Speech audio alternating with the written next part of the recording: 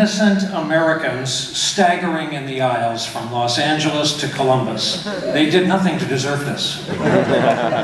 We're about to lose him to Europe for a good long while. He'll be back. These are lovely people. They pay good money for their tickets. He'll be back, and I know that because he always comes back. Tonight, first and foremost, as we celebrate our home state and the music of our home state, we're thinking of Bruce's music, his lyrics, the legacy he has left us all, the man who suddenly allowed us to feel cool as we walked throughout the world because we were from here. Tonight we're thinking of his mom, who was one of us too.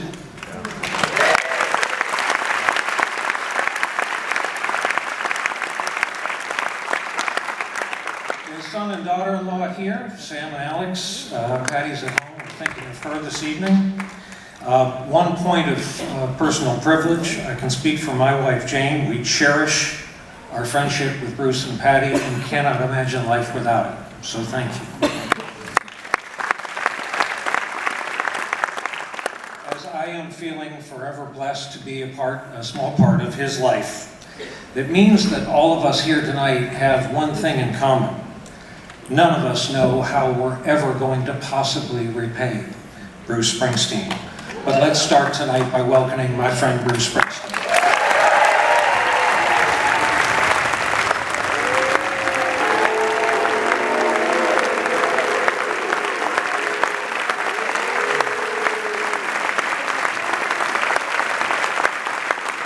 Thanks.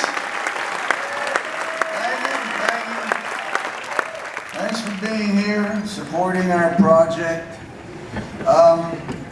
Seymour, Indiana is the birthplace of our next honoree. I have been there, and I can confirm it's a small town. My great friend, one of my greatest friends, certainly in music, John Mellencamp, has been writing classic songs about America for more than 40 years. In this time, his eye for the details of working class life in the belly of the country has been flawless and unforgiving.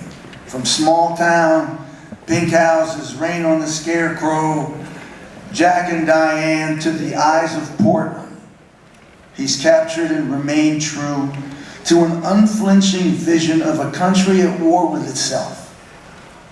A country caught between its hard realities and better angels.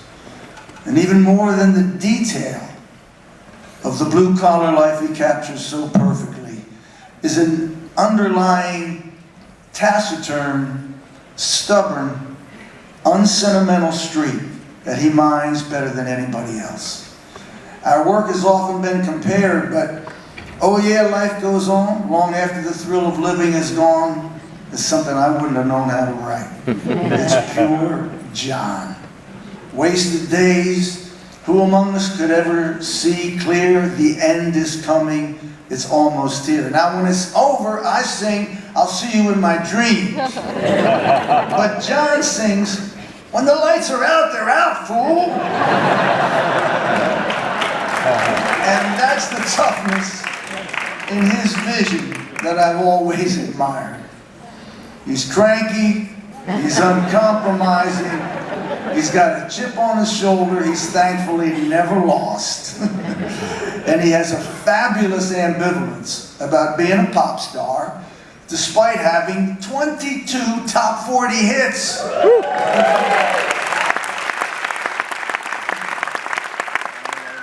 top of everything else, he was a hits machine. And he could act. I don't know if you've seen his film Falling from Grace recently, but it's a lovely, lovely film. And I love this story. He was offered the Brad Pitt role in Thelma and Louise, which he would have taken, but he said he didn't want to take his shirt off. John, if we'd taken our shirt off back when we could, who knows where we might have gone, man?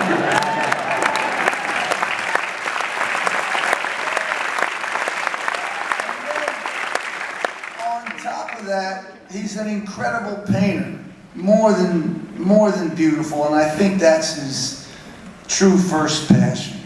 Now, John's lived a dozen lives or so creatively and literally. From smoking 80 cigarettes a day, John has told me smoking is something I'm really good at, to a heart attack in his 40s, to a blazing second act of a career, beginning with one of his best albums, Life, Death, Love and Freedom, up to Strictly a One-Eyed Jack and Orpheus Descending. He remains at the top of his game as a songwriter and a performer. I've recently seen John's beautiful live show.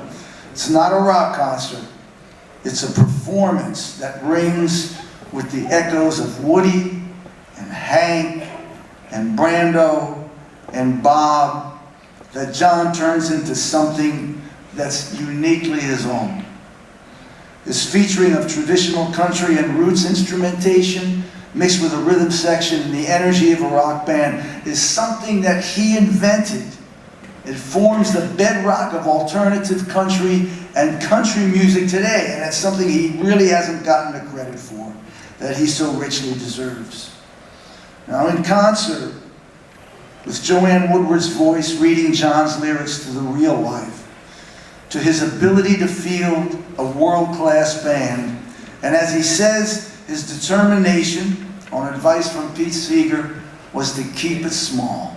And in the theaters, he's carved his own path in the live arena as well as in the studio. Now, to quote Timothy White, John Mellencamp is arguably the most important roots rocker of his generation. John's made fiddles, hammered dulcimers, auto harps, accordions into lead rock instruments on par with electric guitar, bass, and drums. Mellencamp's best music is rock and roll stripped of all escapism. It looks directly at the messiness of life as it's lived. In his music, mortality, anxiety, acts of God, questions of romance and brotherhood, and crises of conscience all collide and demand hard decisions. This is rock music that tells the truth on both its composer and the culture he's observing. That's my man.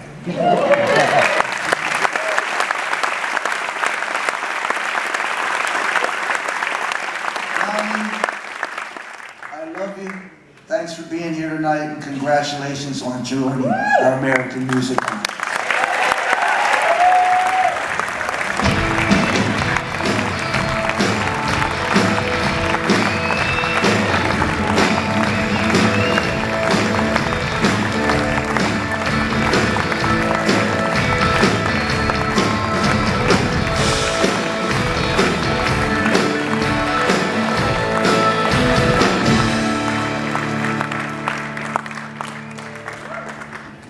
I always tell Bruce, I said, you know, Bruce, you can always get over it. Give him that old Bruce smile, and everything will be fine for you, you know.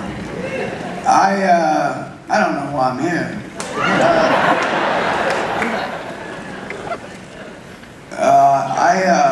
I never really wanted to make records. I